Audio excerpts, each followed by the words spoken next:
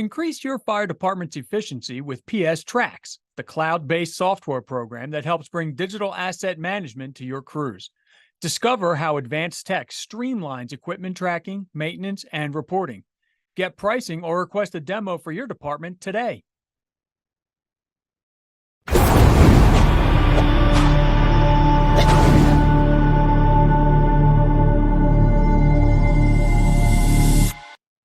Hi, Chris McLoone here with Fire Apparatus and Emergency Equipment. Welcome to this episode of our podcast. It's the end of September. It's another one of our wrap-up podcasts.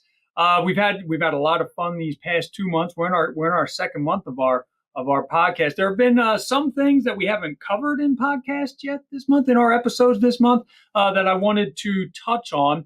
But there are some other things I wanted to hit on too. First of all, the September print issue is out, and that's our annual industrial and ARF apparatus issue, ARF equipment issue, industrial firefighting, ARF firefighting. These are very, very niched areas, and particularly industrial. If you've never seen an industrial pumper, you're missing out on that. Talk about water delivery. Those trucks are set up to deliver a tremendous amount of water. Industrial firefighting and ARF firefighting. These are very, very specific types of firefighting that require specific types of apparatus. So check out our September issue for that. Wanted to talk real quick just about our podcasts this month.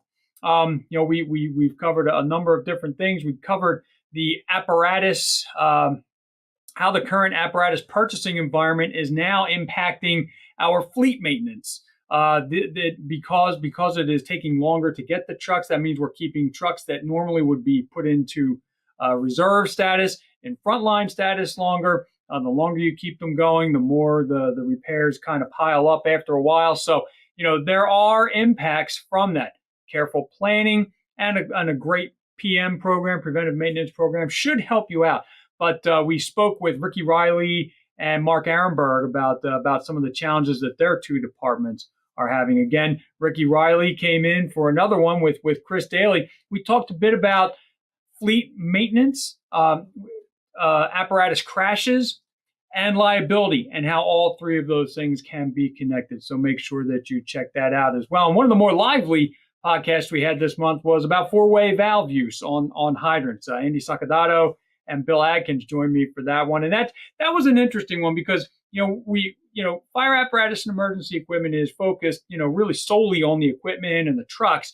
But the four-way valve conversation got us a little bit into the tactics side of things. But again, that was the first of our water delivery series. We've got a number of water delivery podcasts or podcast episodes coming up. So make sure you continue to watch out for that. If you have missed any of these, they can all be found at fireapparatusmagazine.com/podcast. You can also find them on different streaming services, Apple Podcasts, Google Podcasts, iHeartRadio, and Spotify as well. So you can subscribe to the podcast there. September issue, we discussed, talked about some of the topics that we've hit on this month. The one thing that I really wanted to hit on during this is that during the month of September, we have seen some serious apparatus crashes that have included firefighter injuries. There have been a variety of them. I'm not going to get into each one specifically here. You can find them on fireapparatus.com. But the thing is, they are still occurring. One of the things that Chris Daly often talks about are when we talk about apparatus responses, yes, the driver is in charge of operating that apparatus, operating it safely, drive under control. But if there is an officer supervising the operation of that apparatus, he or she is in charge. It's going to come back to you. Keep your driver under control. Don't be afraid to say, "Hey, man, you're making me nervous," or "Hey, you need to slow down a little bit." Adrenaline being what it is, you want to get there quick. You want to get to work quick. But we can't get there if we get into an accident along the way, which then delays extinguishment even further. So remember, as the officer, the buck stops with you. So remember that. Also, think about siren limitations these days. Siren limitations. We may think, hey man, we're making a ton of noise going through this. We've got the queue going. We've got, we've got the power call siren going. We've got the air horn. All these things are great, but the cars that we are behind don't always hear us, particularly at intersections. We used to talk about how cars are more insulated to outside noise. This continues to be true, but I'll tell you, as a driver, just driving along, taking my son to soccer practice, or taking him to a game, or going to wrestling, or picking my other son up from school, oftentimes I'm sitting there and I'm waiting. The light turns green, and the person is on their phone. They're just not paying attention to what is going on around them, despite how much noise we're making. We might be making. So just remember, there are limitations to what we're doing. When you get to that intersection, remember, right of way must be given. You can't demand the right of way, and you can't assume you have the right of way. There are a million things out there to help us with that. There are different systems that allow the trucks to turn the lights. I don't want to get into too many of the brands because I'm sure I'll forget one. But there are systems out there that allow us to get the right of way by having the light turn green for us. But again, I'll tell you, I live in a suburb, and just because you have the green does not mean that the cars in the opposite directions are going to stop. I know that's a duh thing to say, but I see it all the time. I drop my kids off every day at the train station. They go to school in Center City, Philadelphia. I drop them off in the train station. It's probably 6:30 in the morning when I'm doing this. I come up to an intersection. I'm in the straight or right hand turning lane. I have cars all the time coming up beside me in the left hand turning lane and punching it as soon as they're ready to go to go in front of me. I also, anymore, you really do have to wait a second or two after you have the green to make sure that someone is not going to come flying across. I just watched someone the other day. Hey, very nice. They honked their horn, so everyone knew they were about to blow a headlight. It was nice to get that red light. It was nice to get that heads up, wasn't it? But that kind of heads up isn't going to mean anything if they meet a fire apparatus coming through that intersection as well. So really, stay safe, be careful, stay under control when you're driving. You're going to get there, but you have to get there in order to make a difference at the scene. So all those things.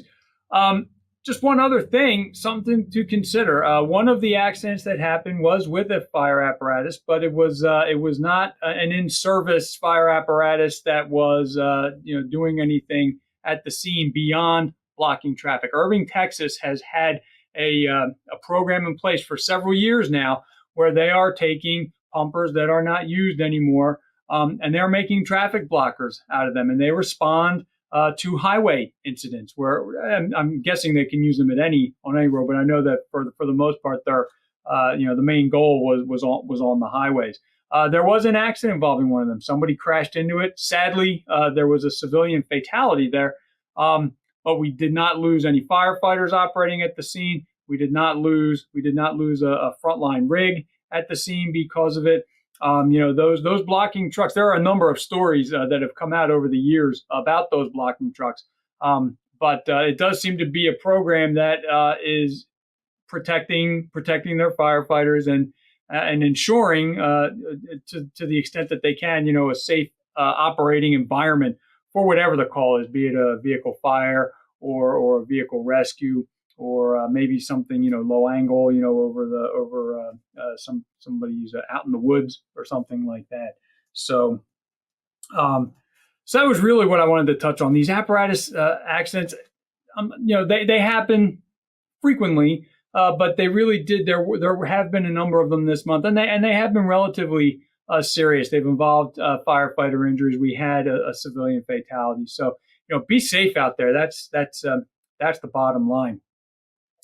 So again, I did also want to mention, if you have a topic you would like me to cover on these podcasts, don't be afraid to reach out. Chris.McLoone, that's CHRIS.MCLOONE at clarionevents.com. Also, we have this isn't the same kind of thing where we can have an active Q&A with our listeners or with our listeners or our viewers. So if you have questions, for example, the four-way valve conversation we had with Andy Sacadato and Bill Atkins, if over listening to that you have a question that maybe didn't get answered during that, reach out to me.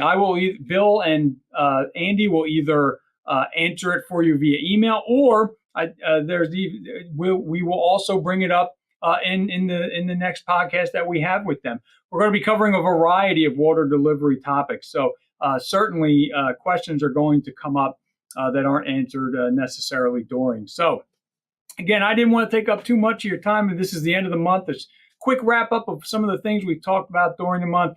This has been Chris McLoone with Fire Apparatus and Emergency Equipment. Oh, one more thing. I am going to be going to the FEMA FEMSA annual meeting this week. That's always a really great meeting for me to go to. What I enjoy about it the most is talking to our industry suppliers and learning the issues that we have from their side. So we talk about apparatus purchasing and the lead times and things like that.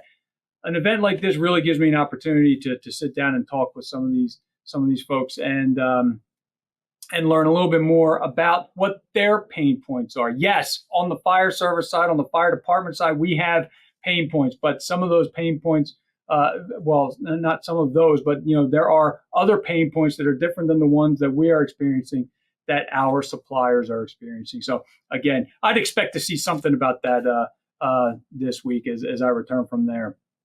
So again, this has been Chris McLoone with Fire Apparatus and Emergency Equipment. Have a good one and stay safe.